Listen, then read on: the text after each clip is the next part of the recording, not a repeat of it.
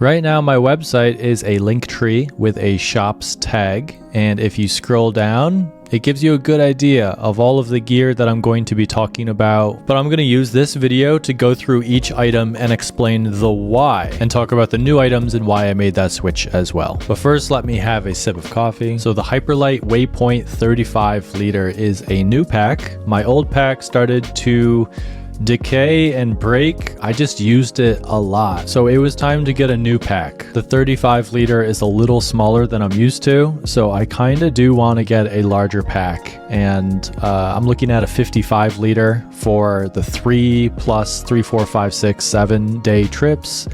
This Hyperlight Waypoint 35, I would say, is really good for overnight, 2-night, maybe 3-night. 3-night is pushing it, but you've probably seen me use that in almost all of the videos for this year, probably. The Nemo Hornet tent is still going strong. This is the new one. I don't even think they sell the old version of what I have anymore, so this is kind of what I would suggest someone to get. And if I wanted to, if my tent actually broke, I would probably upgrade to this one. It's still super quick and really easy to set up. I like how simple it is. It's the perfect size for me, and it's very lightweight. I'm still using the 20-degree Hyperlight quilt. It is warm and light, does the job. I'm still using this type of pillow.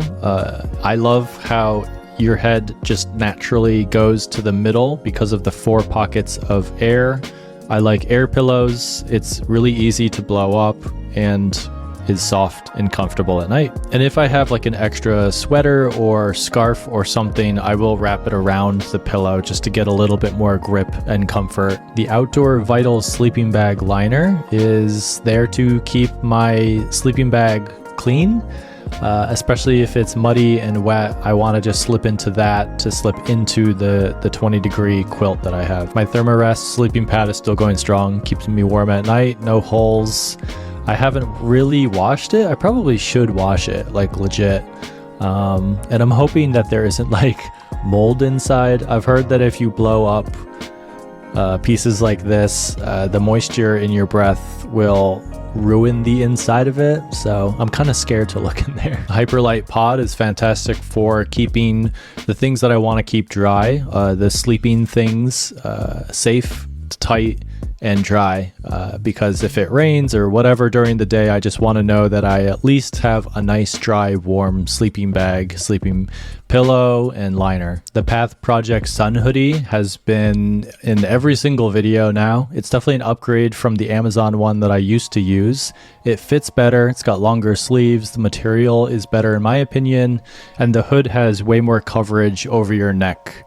So it's fantastic. The Loman hoodie was a really fun partnership with Path Projects. I helped design and talk to their team for months leading up to the release with the Glacier video and trip that I did. But it's kind of a warmer version of the Sun hoodie. It still has like the neck coverage with the hood, has the thumb sleeves, and the texture is just nice and cozy and soft and warm. When I'm hiking all day in the thin Sun hoodie, it's nice to just take that off and put on this warm, soft Sun hoodie when I get to camp, because whenever you stop moving, it's colder, and you want something that's not covered in sweat and salt to sleep in and to just hang out at camp when you're not sweating or moving. So having these 2 pieces and going back and forth between active, non-active, I want to cool down, I want to warm up, it's nice having that system. I am still using the Arc'teryx jacket. It is fantastic against the wind.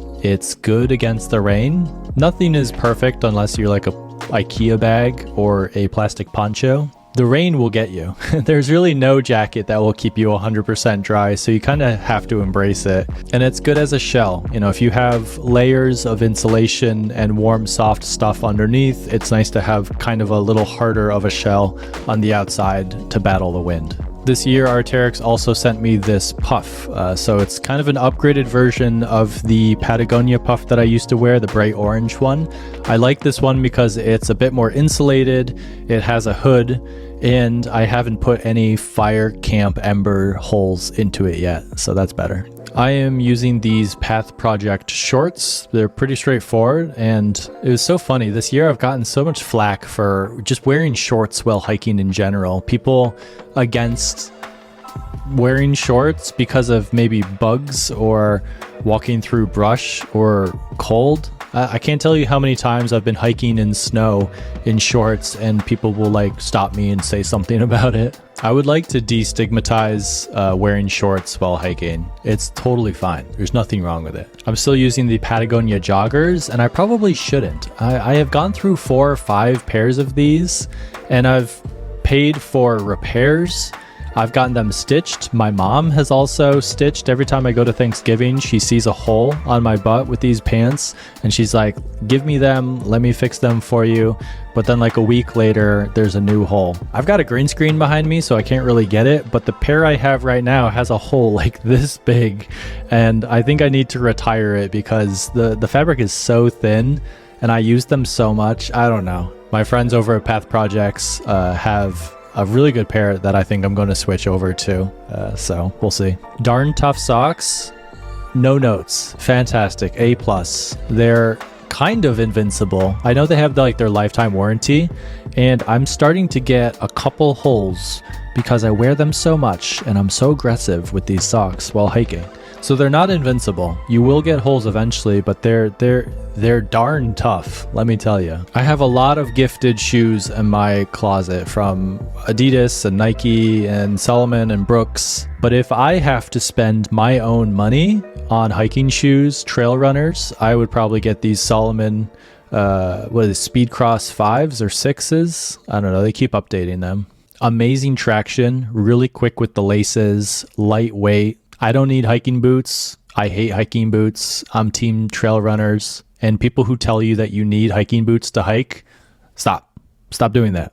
So I'm going to keep mixing up all the different shoes I have because I don't want to waste the ones that have been given to me.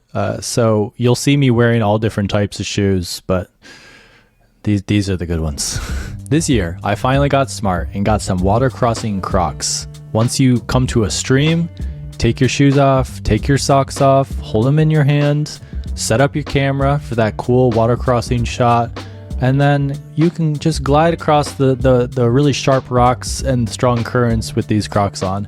And then once your feet are all wet, you have to go back, get your camera, and then, well, I have to do that. I don't know if you have to do that, but then you can just walk the next quarter of a mile with these Crocs while everything dries out. And then you slip on your socks, dry, shoes dry, and you are on your merry old way. It's fantastic. They're very lightweight. They can kind of go on the outside of the pack if you don't have any space on the inside.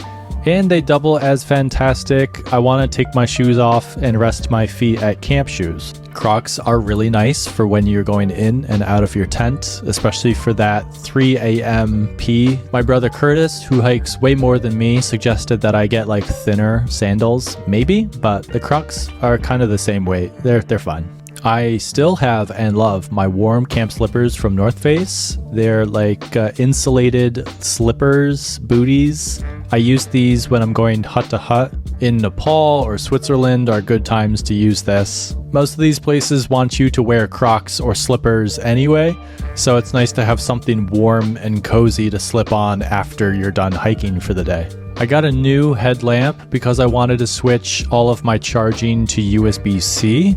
So not too much different with this headlamp. Maybe it's a little stronger, better battery. I don't know. It's the type that I like, the one that can come on and off, and just a simple single headband. And I finally got the red light, so bugs won't be an issue when I'm trying to see at camp at night. I haven't changed my carbon fiber poles, but I don't really use them that much. I typically only use them when I'm trail running and going iPhone only. When I have my big camera, I can't really do trekking poles because I'm holding my tripod usually. Maybe in the future I'll use trekking poles more. I would love to. It would speed me up, make things easier, going downhill much easier. My umbrella, unchanged, 6 Moon Designs, super cool. Silver on the top, black on the bottom, very small, lightweight.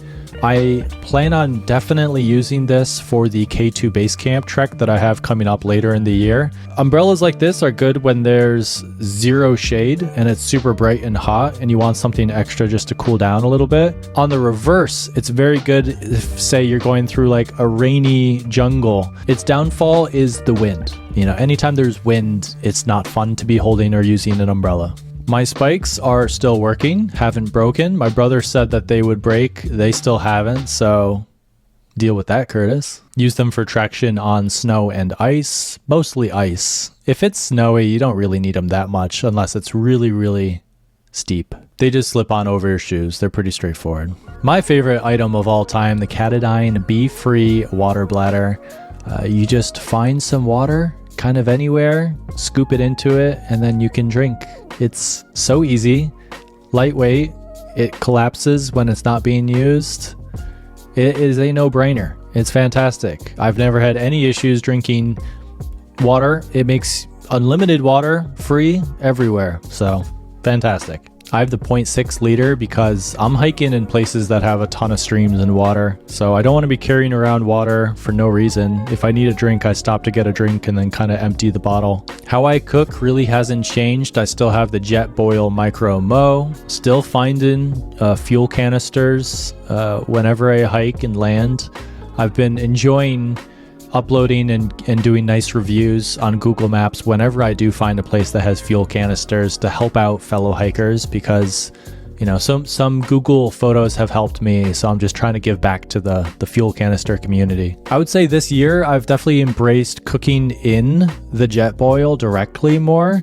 It kind of makes a mess inside, but if you're smart, you can use the trash to kind of clean it a little bit after. Ferro rod for starting a fire. It's foolproof. It's just nice to always know that I can make a fire and start my Jetboil no matter what. Much better than a Zippo, a lighter, matches, all of that. I like the ferro rod. It's fantastic. And yeah, I can fly with it. I've never had any issues, checked bag or carry on with ferro rod. Long titanium spork, no brainer. Once you get this, you never need anything ever. It'll probably last me my whole life if I don't lose it. And the long spoon is for sure needed. Don't get the short one. It's never a good idea. The long spoon, the long spork is what I recommend. This year, I would like to introduce food for the first time. I've never really talked about hiking food, but what I like are these little mini pouches of salt and vinegar pistachios. And salt and vinegar might not be everyone's cup of tea,